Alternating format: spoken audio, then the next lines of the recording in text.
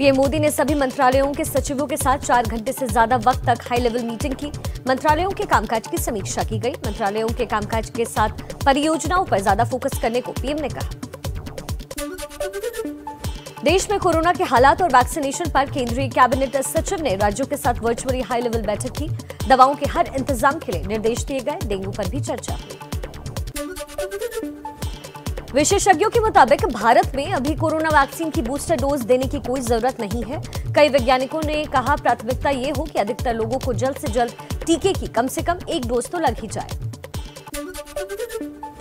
देश की न्याय व्यवस्था को लेकर सीजेआई एनवी रमणा का बड़ा बयान। कहा अदालतों में अब भी गुलामी के दौर वाला अंग्रेजी सिस्टम जारी। कोर्ट की कार्यवाही समझने में आम लोगों को होती है दिक्कत। सऊदी अरब के विदेश मंत्री प्रिंस फैसल बिन रहमान 3 दिन के भारत दौरे पर आए। पीएम मोदी से होगी मुलाकात। अफगानिस्तान मुद्दे को लेकर दोनों देशों में हो सकती है बातचीत। श्रीनगर के नूरबाग इलाके में सुरक्षा बलों के घेरने के बाद हथियार छोड़कर भागे आतंकी। 2 आतंकियों की खबर मिली थी, जिसके बाद मुठभेड़ हुई। इलाके में सर्च ऑपरेशन अभी जारी। जम्मू कश्मीर के डीजीपी दिलबाग सिंह ने कहा ऑपरेशन ऑल आउट ने आतंकी कमर तोड़ी। इसी से बौखलाए आतंकी निहत्थे पुलिस वालों को निशाना बना रहे हैं। कुपवाड़ा में शहीद इंस्पेक्टर के घर जाकर श्रद्धांजलि दी। टेरर मॉड्यूल केस में संदिग्ध आतंकी शाहरुख को प्रयागराज पुलिस ने हिरासत में लिया। पहले सरेंडर के लिए पहुंचने पर घर भेज दिया था। शाहरुख के पोल्ट्री फार्म से एटीएस और दिल्ली पुलिस ने आईडी बरामद किया था।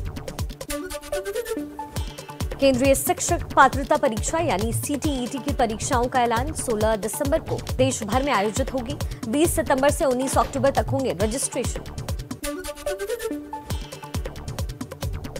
आज से शुरू हो रहा है आईपीएल का दूसरा चरण। मुंबई और चेन्नई के बीच शाम 7:30 बजे से दुबई में मुकाबला खेला जाएगा। तो बड़ी खबरों के बाद अब चलते हैं पंजाब, जहां आज नए सीएम के नाम पर फैसला होने वाला है।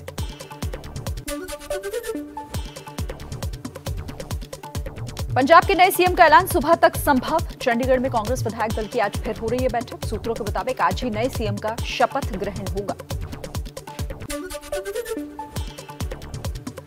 पंजाब को लेकर दिल्ली में राहुल गांधी के घर देर रात तक हुआ मंथन। बैठक में केसी वेणुगोपाल और अंबिका सोनी मौजूद रही। पंजाब में नए सीएम पर फंसा है पेच।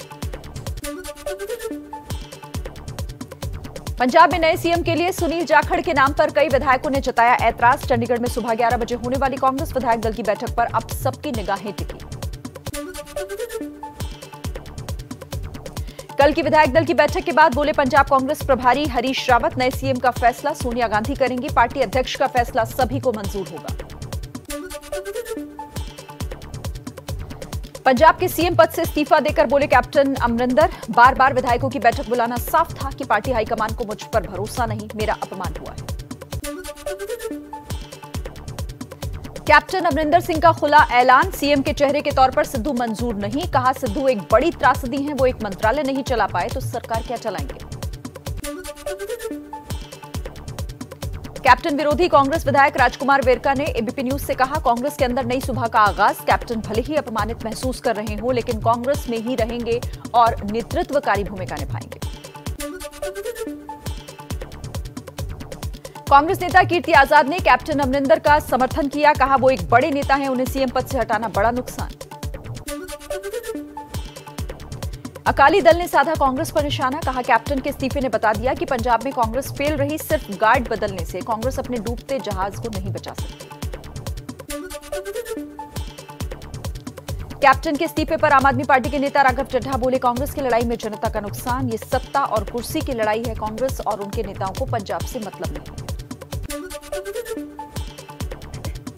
हरियाणा के गृह मंत्री अनिल विज का अमरिंदर के बहाने सिद्धू पर वार। बोले सिद्धू के कांग्रेस में आते ही अमरिंदर का जाना तय हो गया था। जहां जहां पांव पड़े संतन के तहां तहां बंटाधार। एमपी के गृह मंत्री नरोत्तम मिश्रा का सिद्धू पर निशाना। अमरिंदर के बयान का हवाला देते हुए कहा सिद्धू सीएम बनेंगे तो देश की सुरक्षा को खतरा है। सिद्धू को लेकर सोनिया से भी जवाब देने की मांग की। पंजाब में अमरिंदर के सीएम पद से इस्तीफे पर नेशनल कॉन्फ्रेंस के उमर अब्दुल्ला ने भी तंज किया। कहा कांग्रेस नेता आपस में ही लड़ने में व्यस्त हैं तो बीजेपी से भला कैसे लड़ेंगे। राखी सावंत ने आम आदमी पार्टी के नेता राघव चड्ढा के सिद्धू से अपनी तुलना वाले बयान की निंदा की, गुस्सा जाहिर किया। एबीपी न्यूज से कहा, सालों के संघर्ष के बाद मैंने अपना एक मुकाम बनाया। राघव अपने बयान के लिए माफी मांगी। चलिए अब उत्तराखंड और यूपी की बड़ी खबरें देख लेते हैं। यूपी में चुनाव से पहले पार्टियों ने अपनी जीत के लिए मिशन और तेज कर दिया है। यूपी में चुनाव से पहले अपने 4.5 साल के कामकाज का ब्यौरा पेश करेगी योगी सरकार। सीएम योगी सुबह 10:30 बजे रिपोर्ट कार्ड जारी करेंगे तो दोपहर 1 बजे मंत्रियों की जिलों में प्रेस कॉन्फ्रेंस होगी। योगी सरकार के 4.5 साल पूरा होने के मौके पर उपलब्धियों से जुड़ी बुकलेट लॉन्च की गई। काम दमदार योगी सरकार का नारा देते हुए विकास के कामों का लेखा जोखा दिया गया। अयोध्या में बीजेपी पिछड़ा वर्ग मोर्चा की कार्यसमिति की बैठक का दूसरा दिन। आज सीएम योगी और डिप्टी सीएम केशव प्रसाद मौर्य शामिल होंगे। कल केंद्रीय मंत्री राधा मोहन सिंह और प्रदेश अध्यक्ष स्वतंत्र देव सिंह शामिल हुए। लखनऊ में आयोजित प्रबुद्ध सम्मेलन में शामिल हुए सीएम योगी, कहा पहले की सरकारों में कानून व्यवस्था और विकास का बुरा हाल था। कोरोना काल में बेहतरीन प्रबंधन का भी दावा किया। समाजवादी पार्टी आज से यूपी में गांव-गांव दलित संवाद की शुरुआत कर रही है। एसपी की नजर ब्राह्मणों के बाद अब अनुसूचित जाति के वोटरों पर भी। यूपी में विधानसभा चुनाव के लिए जनता की राय से अपना घोषणा पत्र तैयार करेगी कांग्रेस। प्रियंका गांधी का फैसला, जनता से बात करके उनसे जुड़े मुद्दों को घोषणा पत्र में शामिल किया जाएगा। आजाद समाज पार्टी के अध्यक्ष चंद्रशेखर ने ओम प्रकाश राजभर के दावों की हवा निकाली। राजभर और ओवैसी के भागीदारी मोर्चे में शामिल होने से इनकार किया। कहा, चुनाव को लेकर अभी कुछ भी तय नहीं किया। यूपी के मऊ में सरयू नदी के पानी से कई गांवों में जमीन का कटाव जारी। फिर एक घर के पानी में सामने की तस्वीर सामने आई है। हादसे से पहले ही निकल गया था परिवार।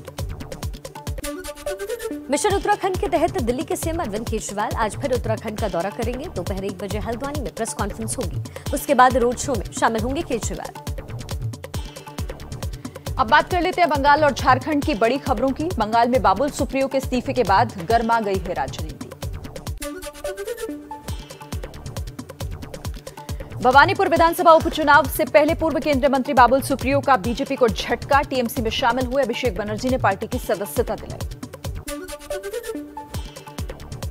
टीएमसी में शामिल होने के बाद बोले बाबुल सुप्रियो, मैं बदले की नहीं अवसर की राजनीति कर रहा हूं। भावनाओं में आकर कहा था राजनीति छोड़ने की बात, टीएमसी में आने पर गर्व।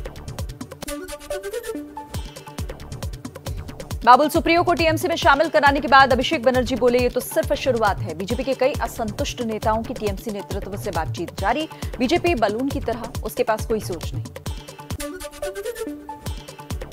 बीजेपी छोड़ टीएमसी में गए बाबुल सुप्रियो पर बीजेपी प्रवक्ता जफर इस्लाम का बयान। कहा, बाबुल मामूली गवैये से ज्यादा कुछ नहीं थे। पार्टी ने उन्हें पद और सम्मान दिया, सेवा में नहीं। उन्हें मेवा में ज्यादा भरोसा है। भवानीपुर सीट पर 30 सितंबर को होने वाले उपचुनाव पर अभिषेक बनर्जी का ट्वीट। लिखा, ममता बनर्जी पर भरोसा रखें। बी फॉर भवानीपुर और B for Bharat. BJP Bhawanipur में भी हारेगी और भारत में भी। आरजेडी नेता तेजस्वी यादव के झारखंड दौरे का आज दूसरा दिन। सुबह 11 बजे सीएम हेमंत सोरेन से मुलाकात करेंगे। दोपहर 12 बजे कार्यकर्ता सम्मेलन में हिस्सा लेंगे। चलिए आगे बढ़ते हैं और अब महाराष्ट्र और मध्य प्रदेश की बड़ी खबरों से आपको रूबरू करवाते हैं। पहले बात करेंगे महाराष्ट्र की, जहां बीजेपी और शिवसेना की करीबी सुर्खियों में है। महाराष्ट्र में बीजेपी के साथ गठबंधन की खबरों को शिवसेना ने फिर से खारिज किया। सांसद संजय राउत बोले, जो पार्टी शिवसेना को अपना दुश्मन मानती हो उसके साथ गठबंधन कैसे हो सकता है।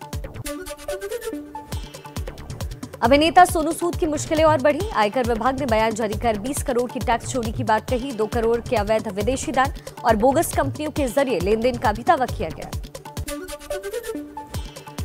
मुंबई के गणपति पंडालों में कोरोना के खतरे से बचने के लिए ज्यादा से ज्यादा टीके का संदेश। 7 रास्ता इलाके में पंचमुखी गणपति की मूर्ति के साथ पंडाल को वैक्सीनेशन सेंटर का रूप दिया गया।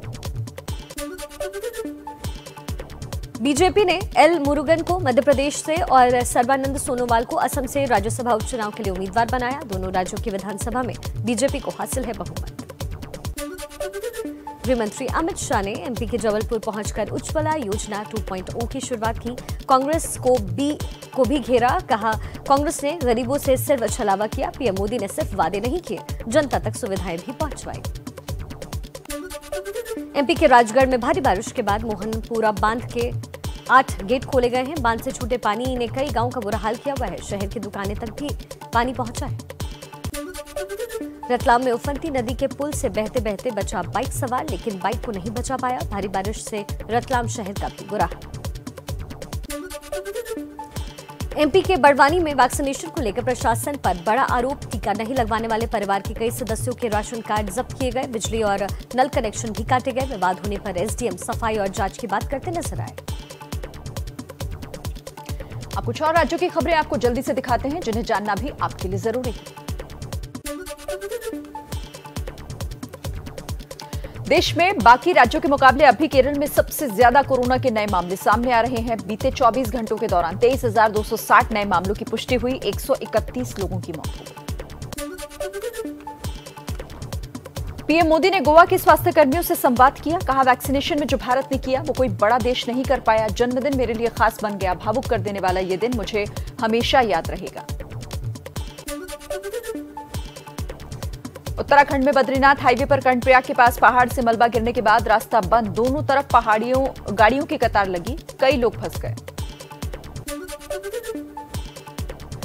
दिल्ली के बुराड़ी में एक युवक की डंडे से पीट कर बेरहमी से हत्या। तमाशा देखती रही भीड़। वारदात के सीसीटीवी फुटेज के आधार पर पुलिस ने आरोपी को गिरफ्तार किया।